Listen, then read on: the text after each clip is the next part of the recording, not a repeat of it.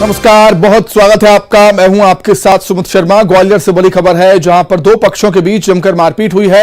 युवक के साथ जमकर मारपीट हुई। जमीनी विवाद को लेकर पड़ोसियों में विवाद हो गया था। मारपीट का वीडियो सोशल मीडिया पर वायरल हो रहा है, जिसमें दो पक्ष आपस में एक दूसरे पर लाठियां बरसाते हुए, लात घूंसे बरसाते हुए यहां पर नजर आ रहे हैं। युवक के साथ जमकर मारपीट हुई। जमीनी विवाद इसकी वजह है और जमीनी विवाद में पड़ोसी आपस में ही भिड़ गए। मारपीट का वीडियो सोशल मीडिया पर वायरल। खबर ग्वालियर से, जहां पर जमीन के विवाद में दो पक्ष आपस में भिड़ गए। लाठी डंडे चले हैं। बीच बचाव करने के लिए महिलाएं वहां पर आई थी। दो पक्षों के बीच जमकर मारपीट हुई। युवक के साथ जमकर मारपीट की गई। जमीनी विवाद के चलते दो पक्ष आपस में भिड़ गए थे। मारपीट का वीडियो अब सामने आया है। पुलिस मामले की जांच कर रही है।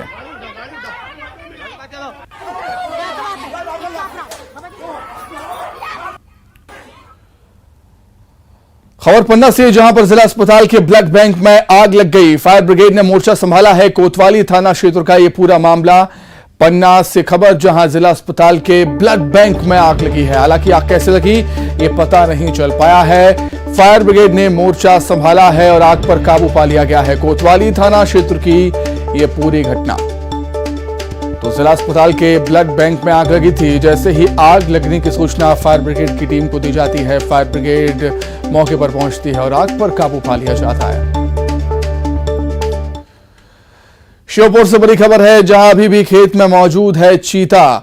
बीती रात कूनो नेशनल पार्क से बाहर निकला था, भाग गया था। एक गाय का शिकार भी चीता कर चुका है। ग्रामीणों में हड़कंप मचा हुआ है। दहशत है चीते के आने से। चीते से कुछ ही दूरी पर मौजूद है वन विभाग की टीम। वन अमले ने पिंजरे में वापस ले जाने की तैयारी की है चीते को। वो पिंजरा आपको नजर आ रहा होगा।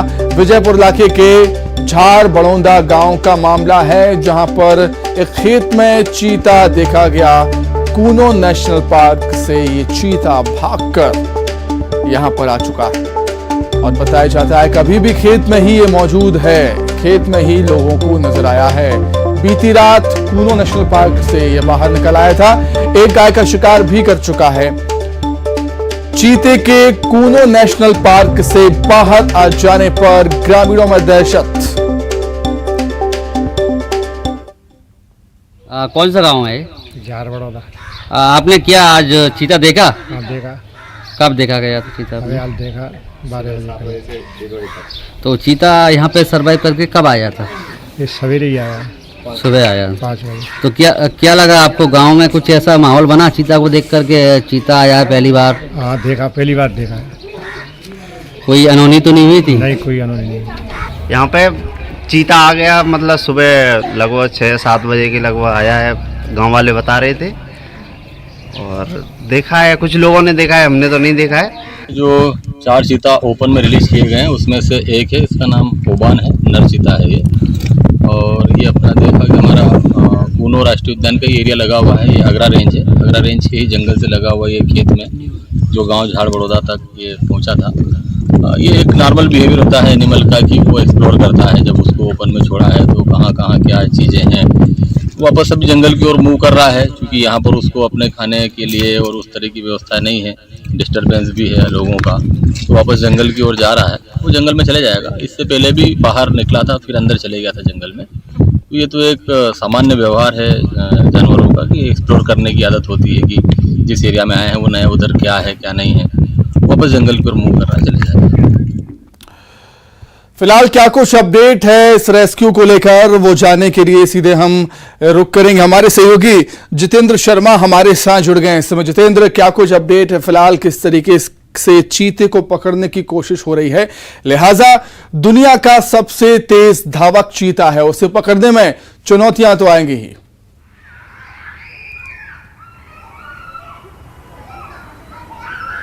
बिल्कुल सुमित, अगर बात करें तो चीते को रफ्तार के मामले में कोई नहीं हरा सकता और यही सबसे बड़ी मुसीबत अभी इस समय वन विभाग की बनी हुई है, क्योंकि उसे कंट्रोल करना, उसे दोबारा बाड़े में ले जाना, ये सबसे बड़ी चुनौती है। सबसे बड़ा अब यही एक्सपर्ट अंदाजा लगा रहे हैं कि क्या उसे ट्रंकुलाइज किया जाए या फिर उसे पिंजरे में किसी तरह से झांसे में लिया जाए। हालांकि दूसरे मवेशी भी बांध दिए गए ताकि चीता उनका शिकार करने के हिसाब से बाड़े में फंस जाए, मगर अभी वो वन विभाग की जो है टीम को चीता लगातार झांसा दे रहा है और एक जो वहाँ पर किसानों की खेत में फसल लगी है उस फसल में वो अभी गायब हो चुका है। लगातार कई बार उसे देखा गया है मगर फिर से वो ओझल हो चुका है, शाम भी हो चुकी है।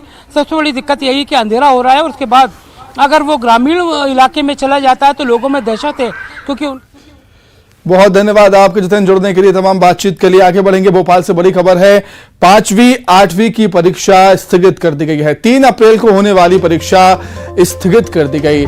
राज्य शिक्षा केंद्र ने आदेश जारी किए हैं, परीक्षा की अगली तारीख अभी घोषित नहीं हुई है। तो 5वीं और 8वीं की परीक्षा स्थगित कर दी गई है। फिलहाल 3 अप्रैल को यह परीक्षा होनी थी, लेकिन अभी फिलहाल इसे स्थगित कर दिया गया है। राज्य शिक्षा केंद्र ने इसके आदेश जारी किए हैं। परीक्षा की अगली तारीख बाद में घोषित की जाएगी।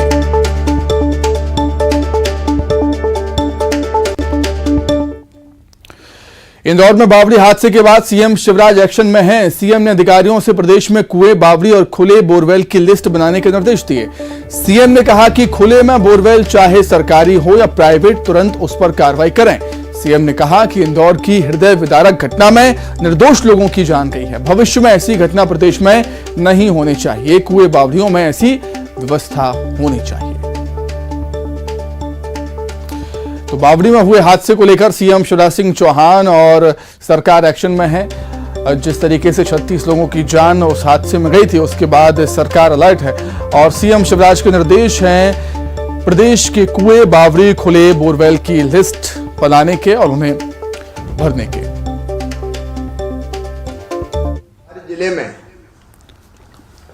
ऐसे कुएं और बावड़ियां चिन्हित कर ली जाए जिनको कवर्ड कर दिया गया है।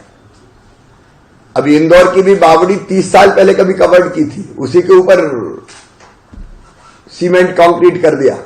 तो हर जिले में आप गंभीरता के साथ सूची बना ले के पुराने कुएं, बावड़ी कहां कहां थे, के खेत में है या घर में है, गांव में किसी के प्राइवेट भी है, सरकारी भी आप चेक कर ले तो कर्मचारी अधिकारी जिम्मेदार होंगे। और प्राइवेट के हम किसी के यहां बोर है तो आप उसके खिलाफ तत्काल एक्शन लो। प्राइवेट बोर भी हो सकते हैं, सरकारी तो ज्यादा नहीं होंगे, लेकिन वो भी देख लें, क्योंकि आए दिन हम लोग देखते हैं बोर में गिर जाते हैं बच्चे। तो एक बार ये चिन्हित करना बहुत आवश्यक है। एमपी में लाडली बहना योजना को लेकर सीएम शिवराज ने ग्राम सभाओं के साथ संवाद किया और इस दौरान सीएम ने कहा कि कुछ जगहों पर बहनों से फॉर्म भरने के नाम पर पैसे मांगने की शिकायत मिली है।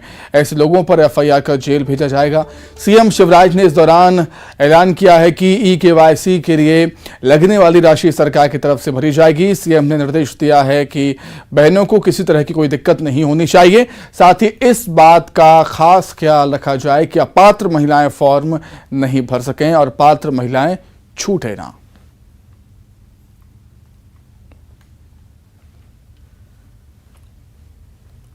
ताकि बहनें परेशान ना हो, उनसे पैसा कोई ना ले ले, ये आप ध्यान रखना। आपके यहां अगर कोई ने पैसा वसूलने की कोशिश की तो सीधे बता देना, एफआईआर करके जेल भिजवा दूंगा। कुछ जगह कॉमन सर्विस सेंटर पे इक्का दुक्का जगह शुरू हुआ था। ई-केवाईसी कराने में जो पैसा लग रहा है उसको हम भर रहे हैं, इसलिए महिलाओं से कोई राशि ना ले पाए। सीएम शिवराज के गृह जिले सीहोर का नसरुल्लागंज अब भैरूना नाम से जाना जाएगा। नसरुल्लागंज के नाम बदलने की अधिसूचना जारी कर दी गई है। बुधनी विधानसभा क्षेत्र में ही नसरुल्लागंज आता है, जिसका गौरव दिवस भी आज मनाया जा रहा है।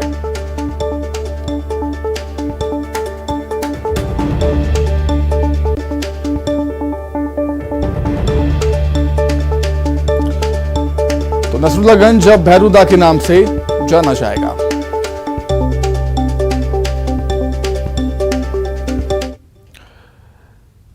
सीहोर के भैरूदा पहुंचे सीएम शिवराज सिंह चौहान के साथ पत्नी साधना सिंह भी मौजूद रहीं। शासकीय महाविद्यालय भैरूदा के नए भवन का लोकार्पण किया। प्रभारी मंत्री डॉक्टर प्रभुराम चौधरी, सांसद रमाकांत भार्गव भी मौजूद रहे इस दौरान। तो सीहोर के भैरूदा पहुंचे थे सीएम शिवराज सिंह चौहान। नसरुल्लागंज से बदलकर अब भैरूदा नाम रखा गया है इसका। सीएम के साथ उनकी पत्नी साधना सिंह भी मौजूद थीं। फूलों की बारिश सीएम शिवराज सिंह चौहान पर की गई।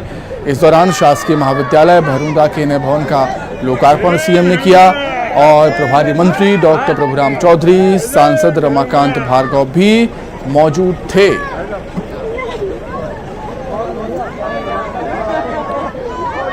तो नसरुल्लागंज अब भैरूदा के नाम से जाना जाएगा और इसी को लेकर सीएम शिवराज का स्वागत किया है।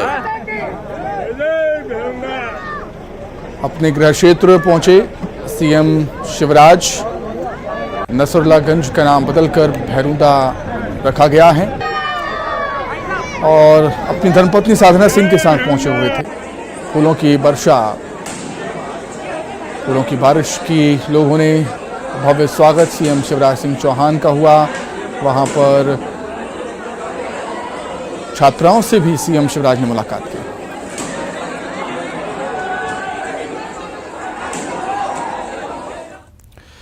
मध्य प्रदेश में बीजेपी ने मिशन 2023 की तैयारी तेज कर दी है। बीजेपी में ताबड़तोड़ बैठकों का दौर जारी है। विधानसभा चुनाव के चलते बैठकों में चुनावी रणनीति तैयार की जा रही है। एससी और पिछड़ा वर्ग की अहम बैठक हुई, वहीं बीजेपी महिला मोर्चा की बैठक भी आयोजित की गई। बैठक में सीएम शिवराज, वीडी शर्मा समेत बीजेपी के बड़े नेता शामिल हुए। चुनाव को लेकर पदाधिकारियों ने मंथन किया है और आगे की रणनीति बनी है।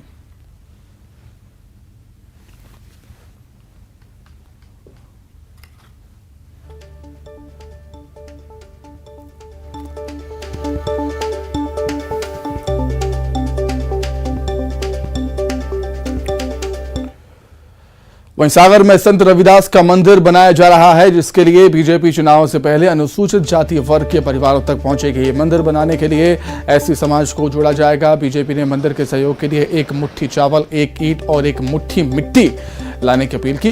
बीजेपी यात्रा भी निकालेगी। मंदिर के लिए सहयोग जुटाने का अभियान इसी महीने शुरू होगा। बीजेपी अनुसूचित जाति मोर्चा की बैठक में यह फैसला लिया गया।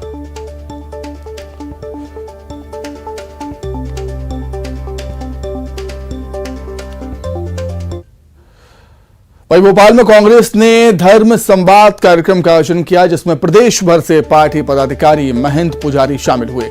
और इस दौरान कमलनाथ ने प्रदेश दफ्तर में भगवा के सवाल पर कहा कि भगवा और धर्म का ठेका क्या बीजेपी ने ले रखा है। उन्होंने कहा कि मैं गर्व से कहता हूं कि मैं हिंदू हूं, लेकिन बेवकूफ नहीं। कमलनाथ ने कहा कि दुनिया भर में भारत ही एक ऐसा देश है जिसके पास आध्यात्म शक्ति। इस कार्यक्रम में पुजारियों से संबंधित लंबित मांगों पर चर्चा की गई।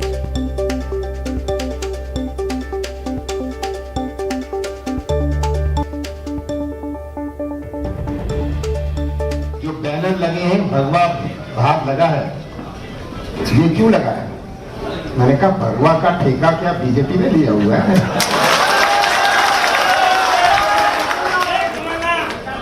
भारतीय जनता पार्टी को दर्द होता है, पेट में दर्द होता है जब हम कभी मंदिर जाते हैं, जब हम किसी पूजा में बैठते हैं। क्या उन्होंने हिंदू धर्म का ठेका लिया हुआ है? हम सब हिंदू धर्म के हैं। मैं हिंदू धर्म का हूं। मैं गर्व से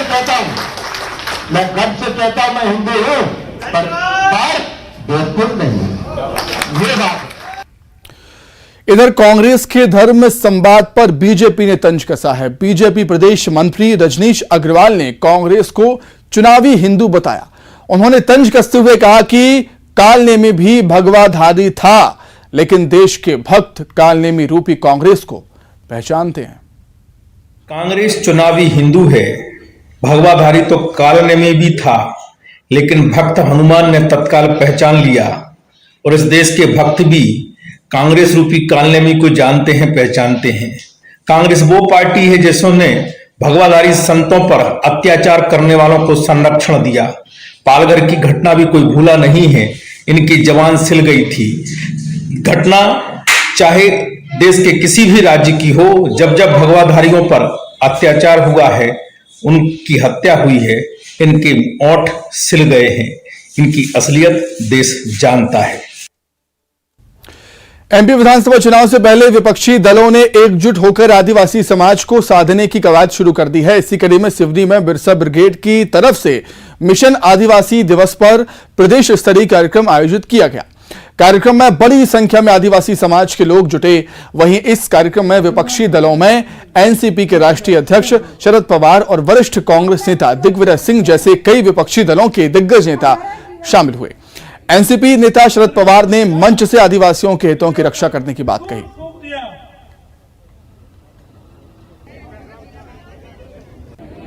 एक गैर राजनीतिक संगठन में आदिवासी के हितों की रक्षा करने की आवश्यकता हो, जिसे संघर्ष करने की जरूरत हो, तो संघर्ष का माहौल तैयार करें। हम लोगों ने एक नया संगठन वहां किया है। ये संगठन विश्व को मदद करने वाला, उनको साथ देने वाला इस तरह का है और ये काम हम जल्दी से करेंगे। जबलपुर और उमरिया में भूकंप के हल्के झटके महसूस किए गए। भूकंप सुबह करीब 11 बजे आया। नेशनल सेंटर फॉर सिस्मोलॉजी के मुताबिक इसका केंद्र पचमढ़ी से 218 किलोमीटर उत्तर पूर्व में था। यह केंद्र जमीन के अंदर 23 किलोमीटर की गहराई पर था। रिएक्टर स्केल पर इसकी तीव्रता 3.6 रही।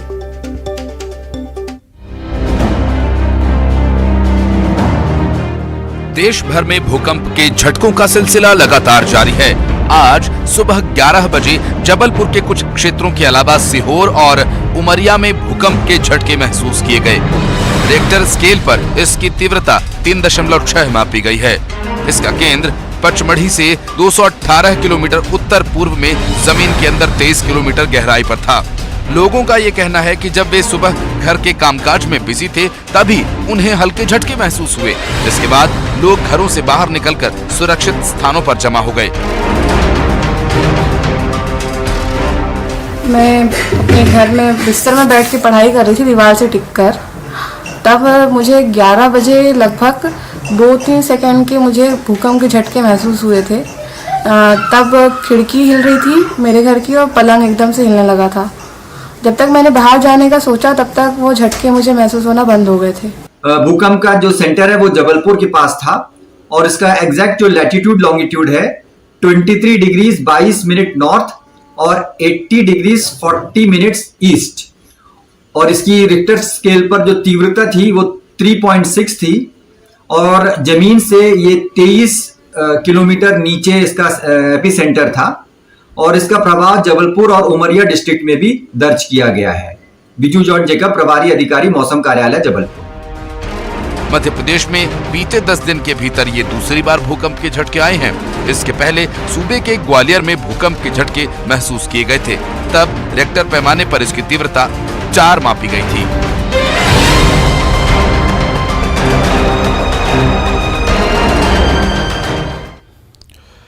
प्रधानमंत्री नरेंद्र मोदी द्वारा महाकाल लोक का लोकार्पण करने के बाद महाकाल मंदिर दर्शन और महाकाल लोक निहारने के लिए देश के कई सेलिब्रिटीज उज्जैन आ रहे हैं। इसी क्रम में आज एक्ट्रेस रवीना टंडन उज्जैन पहुंची। उन्होंने महाकाल मंदिर पहुंचकर बाबा महाकाल के दर्शन किए और गर्भगृह में जाकर भगवान महाकाल का अभिषेक किया। रवीना जी बताएं, आप महाकाल दर्शन करने आए, आपने क्या मांगा और कौन सी नई आज की फिल्म रिलीज होने वाली है? बस मनोकामना तो यही रहती है कि सब खुशहाली हो। कौन सी नई फिल्म रिलीज होने वाली दीदी आपकी? अभी आप मंदिर में करियर की बातें करेंगे तो कैसे चलेगा? कि अच्छे दर्शन हुए। रवीना जी बताएं, आप महाकाल दर्शन। आइए अब एक नजर 25 सेकंड में खबरों पर।